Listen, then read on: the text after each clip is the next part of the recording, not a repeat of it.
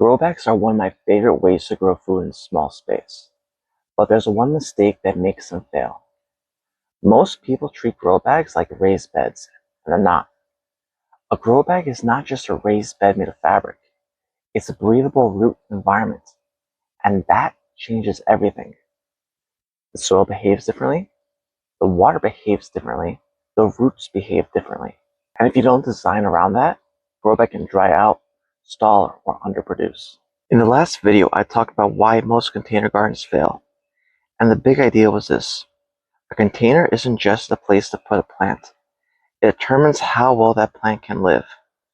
Grow bags prove that perfectly because they can be amazing, but only if you understand what they actually are doing. They breathe, they drain, they give roots oxygen, but they also dry out faster than many gardeners expect. So the secret is not just using grow bags. The secret is designing grow bags correctly. I also made a free guide called the Small Space Ecosystem Garden Map. It helps you figure out what belongs in grow bags, vertical towers, and small spaces. So if you're trying to stop guessing and start designing your garden as a system, I'll leave it below. But first, let's talk about what makes grow bags different. The first thing to understand is that grow bags breathe. That's one of their biggest advantages, because when roots hit the edge of a grow bag, they don't keep circling like they do in hard plastic pots. They get air pruned. That encourages a healthier, more fibrous root system by making the plant produce a lot more roots. But there's a trade-off.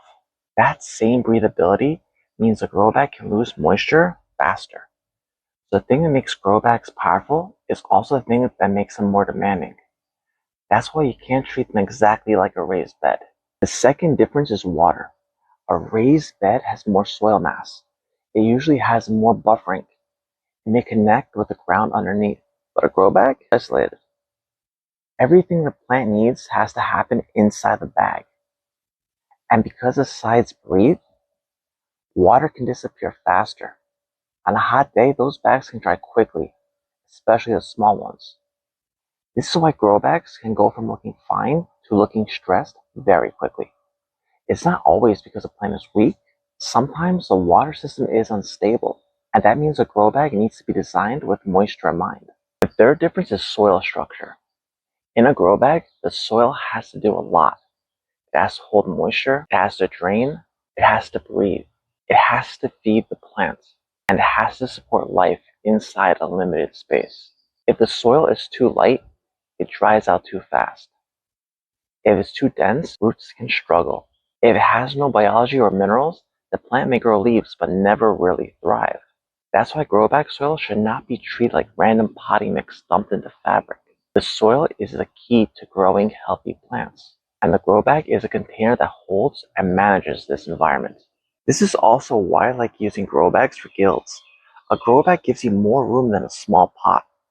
That means you can grow a main crop and supporting plants around it. A tomato with basil, chives, lettuce, or nasturtiums, a pepper with herbs and flowers, a cucumber with support plants. That's when the grow bag stops being just a container. It becomes a small ecosystem. And that is where grow bags become absolutely amazing. They give you enough root space, soil volume, and surface area to build relationships between plants. This is exactly why I made the Small Space Ecosystem Garden Map. Because before you plant, it helps to know what belongs in each system. Some crops belong in vertical towers, some crops belong in grow bags, and some crops need much more space than people realize. The guide gives you a simple starting point so you can match the crop to the container before you spend more money guessing. You can grab it below. So the question is not, do grow bags work? Grow bags absolutely work. The real question is, did you design the grow bag like a system? Did you choose the right crop? Did you give it enough soil volume? Did you build soil that can hold moisture and feed the plants? Did you leave room for companion plants? Did you water based on how grow bags actually behave? That's the rooted systems way of thinking. We're not just filling bags with soil. We're designing living root environments. One of the things I love about gardening is that it teaches you to pay attention. A grow bag will tell you what's happening. The soil dries out, plants wilt, the leaves change color, growth slows down. And instead of seeing that as a failure, You can see it as feedback. The garden is always communicating. Our job is to learn how to read this language and give our plants the best care possible. So if your grow bags have struggled before, don't assume grow bags don't work. And don't assume that you're bad at gardening. Look at the system. Was a crop too large for the bag? Did the soil dry out too fast? Was the soil mix too weak? Was there enough room for a guild? If you want help mapping that out, download the free small space ecosystem garden map below. It'll help you figure out what to grow in grow bags, vertical towers, and small spaces. I'm James. This is Rooted Systems. I'll see you in the garden.